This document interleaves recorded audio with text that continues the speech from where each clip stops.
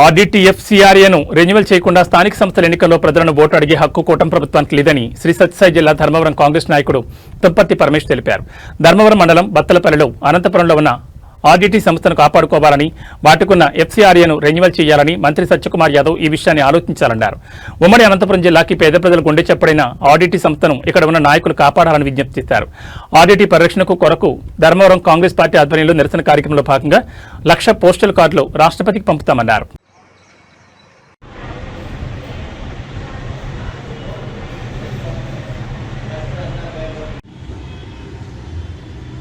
అందరికీ నమస్కారం.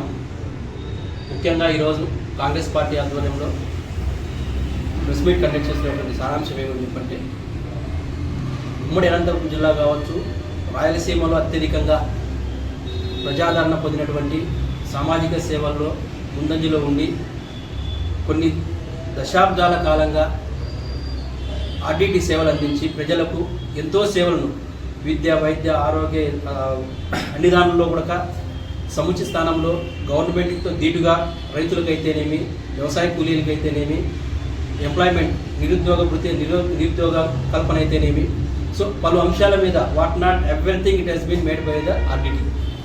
అటువంటి ఆర్డీటీని ఎఫ్సీఆర్ఏ రెన్యువల్ విషయంలో కేంద్ర ప్రభుత్వం అవలంబిస్తున్నటువంటి నిరంకుశ వైఖరికి నిరసనగా మేము ఇవాళ ప్రెస్ మీట్ కండక్ట్ చేస్తూ ఉన్నాము.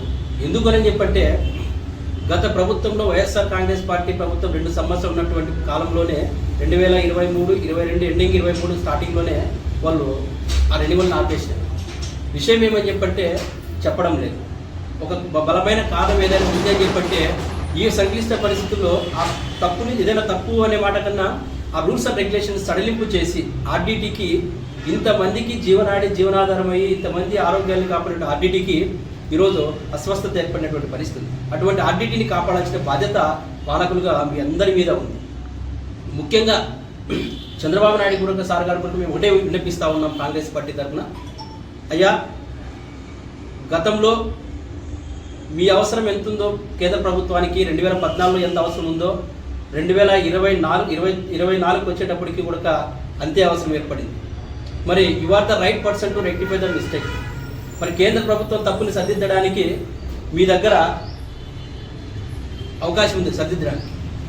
దయచేసి దాని మీద చొరవ తీసుకోండి. ఎందుకనంటే ఈరోజు మీరు కోరింది సెంట్రల్ వాళ్ళు చేసే పరిస్థితులు ఉన్నారు. మీ యొక్క ఏదైతే ఈ కూటమిలో మీరు భాగస్వామ్యం అయినారో మీ యొక్క క్రియాశీలకమైన పాత్ర ఇప్పుడున్న ప్రభుత్వం, కేంద్ర ప్రభుత్వానికి చాలా అవసరం. ఇటువంటి అవసరం ఉన్నప్పుడే మీరు వాళ్ళతో పనులు చేయించుకొని చక్కబెట్టుకోవాలా. ఎందుకని చెప్పంటే, ఇవాళ మీరు ఈ నిరంకుశ వైఖరిగా ఉన్నటువంటి కేంద్ర ప్రభుత్వానికి 2వసారి మద్దతు ఇచ్చినారు. ఆర్డీటీ పట్ల ఎంత నిరంకుశంగా ప్రవర్తిస్తూ ఉంది ఈ బీజేపీ ప్రభుత్వం అంటే ఒకసారి ఆలోచించాలి. రూల్స్లో ఏదైనా సడలింపు ఉంటే దాన్ని సడలించి ప్రజలకు మంచి జరిగేటప్పుడు దాన్ని ఎగ్జెంప్షన్ చేసి వాళ్ళకి సేవ చేయడానికి మార్గం ఏర్పరచాలి తప్ప ఒక కుంటి సాగును అడ్డం పెట్టి టోటల్ వ్యవస్థనే మీరు నాశనం చేసేటువంటి పరిస్థితికి వస్తూ ఉన్నారని చెప్పంటే, మీరు సొసైటీకి సభ్య సమాజానికి ఏమని సంకేతం ఇస్తూ ఉన్నారు కేంద్ర ప్రభుత్వం అని చెప్పని ఈ సందర్భంగా నిలదీస్తూ ఉన్నాము. ఒకవేళ మీరు ఇట్లనే పోతే మేము కూడా ప్రతి గ్రామాన ఉమ్మడి అనంతపురం జిల్లాలో మీరు వస్తున్నటువంటి స్థానిక సంస్థ ఎలక్షన్స్కి ఎవ్వరూ కూడా కూటమికి ఓటేయద్దండి, ఆర్డీటీ ఎఫ్సీఆర్ఏ రెన్యువల్ అయితేనే కూటమికి ఓటేయండి అనేటువంటి నినాదంతోనే కాంగ్రెస్ పార్టీ ముందుకు పోతుంది. ఆర్డీటీని కాపాడుకుంటాము. మీరు ఎందుకు రెన్యువల్ చేయరో కూడా మేము చూస్తాం. ఇది ఇస్తున్న కూటమి కూడా హెచ్చరిక. ఇంత ప్రామాణికమైనటువంటి, ఇంత జీవనాధారమైనటువంటి, ఇంత మహోన్నతమైనటువంటి ఆర్డీటీని కళ్ళ ముందరే నాశనమై వేరే దేశానికి తరలిపోతూ ఉంటే ఇక్కడ ఉన్నటువంటి పాలకులు, ప్రజానాయకులు, ప్రజావాదులంతా వరకు ఏం చేస్తున్నారు అధ్యక్ష ఇక్కడ మీరు? మరి మంత్రి సత్యకుమార్ గారు కూడా నేను ఒకటే విన్నపిస్తా ఉన్నా, అయ్యా మీ రాజకీయాల ప్రలోభాల కోసమో నాకు అమిత్ షా తెలుసు, నాకు మోదీ తెలుసు, నాకు ఇంకోరు తెలుసు, వాళ్ళు తెలుసు, వీళ్ళు తెలుసు అని చెప్పి అంటారు. మరి ఆ తెలిసిన వాళ్ళు ఎవరో పిలుచుకొని వచ్చి ఒకసారి ఆర్డీటీ రెన్యువల్ చేయించండి. మీకు కూడా మేము కృతజ్ఞతగా ఉంటాం పేద ప్రజల తరఫున. మీ స్వలాభాల కోసం అయితే మీరు ఢిల్లీలో పడిగాపులు కాస్తారు. మీకు టికెట్ కావాలంటేనో, మీ వ్యక్తిగత ఎజెండా కోసమో, మీకు ఫండ్స్ కావాలంటేనో అడవి కూర్చొని లాబింగ్ చేసుకుంటారు, మీరు లబ్ధి పొందుతారు.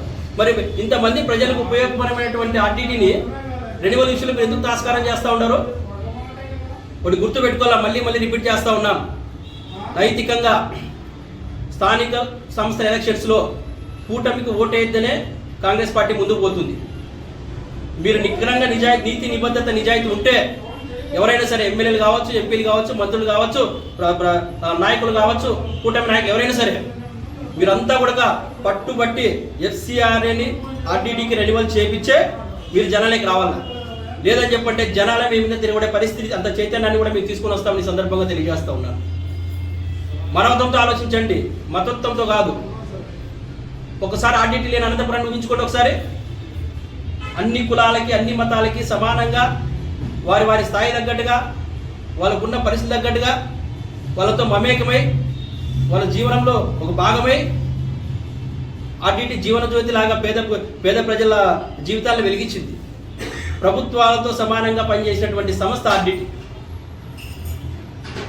అప్పట్లో 1972-73 దశకంలో RDT వాళ్ళు వస్తే అప్పుడు గౌరవ స్వర్గీయ అప్పటి ప్రధాని ఇందిరాగాంధీ గారు, అమ్మ మీరు ఇంతగా మీరు చేయాలన్న ఇంటెన్షన్తో ఉన్నారు కాబట్టి అత్యంత కరువు జిల్లా అయిన అనంతపురం జిల్లా ఉంది, అక్కడికి వెళ్ళి మీరు సేవలు చేయండి అని చెప్పారు. అదే స్ఫూర్తి వాళ్ళు ఇక్కడ వచ్చినారు. మరి ఈరోజు మీరు భారతదేశానికి అత్యున్నతమైన వ్యక్తి అయినటువంటి అంబేద్కర్ గారిని అవమానిస్తారు, గాంధీ గారిని అవమానిస్తారు, అత్యున్నతమైన సేవలు అందించిన సంస్థలు ఉన్నటువంటి స్థానికంగా ఉన్నటువంటి సమస్యలను అవమానిస్తారు. మరి మీ ఎజెండా ఏంటి? సరే మీరు చేయండి, వాళ్ళు లేదు, మీరు చేస్తారా? ఏం ఆలోచిస్తూ ఉంటారు అంటే జనాలు ఏమైపోయినా పర్వాలేదా? వాళ్ళ బాధలు పట్టవా మీకు? కాబట్టి ఇవన్నీ కూడా మేలుకొని ఎప్పుడో లోకేష్ బాబు గారు చెప్పినారు, మేము చూస్తున్న పెడతాం అయిపోయిందని చెప్పని 4 స్టేట్మెంట్ ఇచ్చేసినారు. ఎమ్మెల్యే ఎంపీలంతా కూర్చొని కలిసినా పెట్టినామని చెప్పండి. ఏమొచ్చింది? ఇప్పటికి 4 నెలల కాలం అయిపోయా. కేవలము మీ కూటమి ప్రభుత్వంలో ఆప్యాయతలని, ఆలింగనాలని చెప్పని, అభిమానం అని చెప్పని ఒకరి మీద ఒకరు పొగుడుకుంటా ప్రజల గాలికి వదిలేశారు. ఇంత నిర్లక్ష్యమా? కళ్ళ ముందర ఇంత ఇబ్బందికరమైన, ఇంత విధ్వంసకరమైన పాలన జరుగుతూ ఉంది RDT మీద. ఒక్కరికి కూడా చలనం లేకుండా పోతా ఉంది. దీని మీదనే మేము కూడా ధర్మవరం కాంగ్రెస్ పార్టీ తరఫున జనాల చైతన్యం కోసము 1,00,000 పోస్ట్ కార్డుల నిరసనతో రాష్ట్రపతి గారికి సేవ్ RDT అనేటువంటి నినాదంతో పోస్ట్ కార్డుల కార్యక్రమాన్ని మొదలు పెట్టబోతున్నాం. రేపటి నుంచి మొదలు పెడతా ఉన్నాము.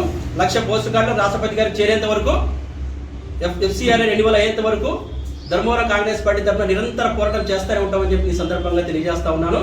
అలాగే ఇంకా ప్రామాణికంగా ధర్మవరం విషయానికి వస్తే